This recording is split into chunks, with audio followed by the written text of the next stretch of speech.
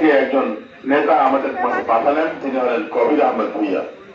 এবং উনি এসে আমাকে এবং আমার সাধারণ সম্পাদক শরীফুল হক স্বপনকে, আমাদের দুজনকে আহ্বায়ক এবং সদস্য সচিব করে আমাদেরকে এই উপজেলার দায়িত্ব দেন। আমরা দায়িত্ব পাওয়ার পরে দেখা যায় যে আমাদের মধ্যে আমাদের ভাইয়েরা ক্ষমতা বিদ্বেষী হয়ে আমাদের বিরুদ্ধাচরণ করছে, আমাদেরকে কোনো কাজ করতে দিচ্ছে না। কিন্তু আমরা কিন্তু সাহসের সাথে অত্যন্ত ইমানি দায়িত্ব নিয়ে, ইমানি বল নিয়ে আমরা যখন 10টি ইউনিয়নের আহ্বায়ক কমিটি করেছি এবং পরবর্তীতে আপনাদেরকে পূর্ণাঙ্গ কমিটি করেছি, তখন দেখা গেল যে আমাদের অন্য ভাইয়েরা আবার আমাদের সাথে এসেছেন।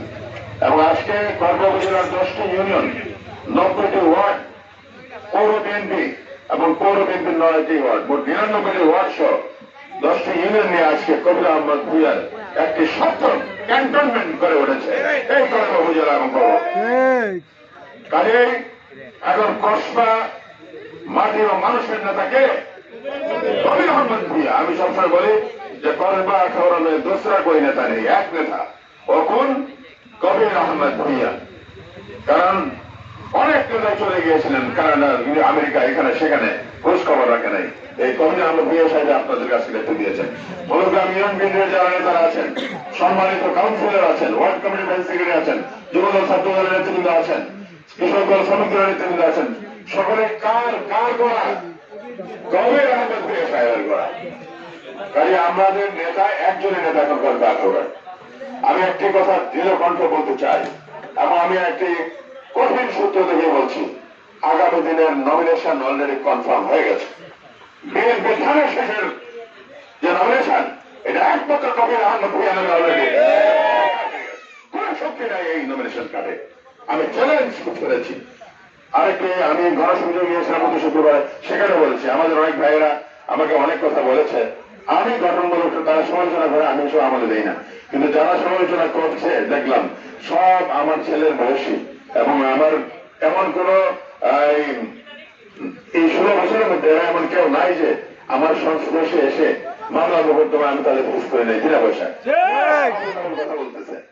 এবং আরেকটা ছেলে আমার খুব প্রিয় ছোট ভাই, ও নাকে বল্টু লাগায়, কানে বল্টু লাগায়, হাতে রুল করে, সেও কথা বলে। তার একটা উগ্রহত্য মামলা সে আসামি, বছরে একবার আসে না, তার মামলা বিনা পয়সা চালায়। যাই হোক, সমালোচনা করার অধিকার আছে, করুক, কিন্তু তারাও দেখবে যখন কবির আহমদ ভূঁইয়া সাহেবের এই নমিনেশন কিছুদিনের মধ্যেই মাঠে হাটে ঘাটে দেশে বেড়াতে এবং ঘোষিত হবে যে করবা খবরের নমিনেশন ধানের শীতের একমাত্র কবির আহমদ ভূঁইয়াই পাবেন এবং পেয়েছেন। আপনাদের কাছে আসবেন প্রিয় ভাইয়েরা, আল্লাহর কাছে শুকরিয়া এবং আল্লাহর কাছে আমরা কৃতজ্ঞতা প্রকাশ করি, শুকরিয়া আদায় করি যে এই স্বৈরাচারী হাসিনা 15 বছর অবৈধভাবে ক্ষমতায় থেকে আমাদের নেতাকর্মীদেরকে সারা বাংলাদেশে লক্ষ লক্ষ মামলা আমাদেরকে দিয়েছে, আমাদের বহু নেতাকে খুন করেছে, গুম করেছে। এখনো পর্যন্ত অনেক নেতাকর্মী বাড়ি ফিরে নেই, গুমের নেতাকর্মী এখনো ঘুমিয়ে আছে, আয়না ঘরে জীবিত আছে অনেক, তাদের বিভিন্ন কাশ্মীরে আছে, ছাত্রলীগের ক্যাডারদের ঘরে আছে। আল্লাহর কাছে অশেষ শুকরিয়া। দেখেন এই দুনিয়াতে ক্ষমতা কার? এই দুনিয়াতে ক্ষমতা হলো আল্লাহ। আকাশ এবং জমিন এবং মধ্যবর্তী যা কিছু আছে তার মালিককে। ক্ষমতা তার, অহংকার তার, আধিপত্য তার, প্রশংসাও তার। কিন্তু হাসিনা মনে করতো যে আরে বাপরে বাবা, আমি তো আমার চেয়ে ক্ষমতা কেউ নাই, প্রশংসা আমার, বাপের দেশ আমার, আমার দেশ আমি, তা আমি জনগণকে খাওয়াই পড়াই, বলে নাই? আমার নেত্রী বেগম খালেদা জিয়া উদ্দেশ্য করে বলেছে বেশি বাড়াবাড়ি করলে আবার জেলে পাঠাবো।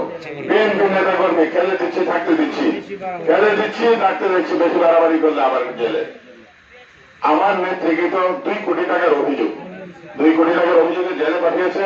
নিম্ন আদালত দিয়েছে 5 বছর, উচ্চ আদালতে আমরা আপিল করলাম খাওয়ানোর জন্য, সেখানে দিল 10 বছর। মানে কোন জায়গায় বাদ রাখেনি আওয়ামী ক্যাডার, এই বিচার বিভাগে আওয়ামী ক্যাডার।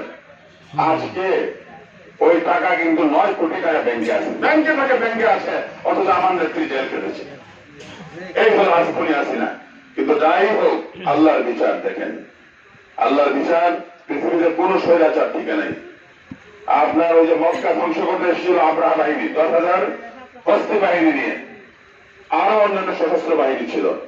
মক্কাবাসী যে আমার রাসূল আলাইহিস সালামের দাদাকে বললেন, এই সর্দার, এই যে হস্তি বাহিনী, এই যে বাদশাহরা আসতেছে, এই কাবা ঘর তো ভেঙে ফেলবে, আমরা কি করবো? আল্লাহর ঘর কেউ রক্ষা করবো? উনি বলেছিলেন যে না, এই বাহিনীকে প্রতিরোধ করা আমার ক্ষমতার বাইরে, আমি পারবো না। যার ঘর তিনি দেখবেন।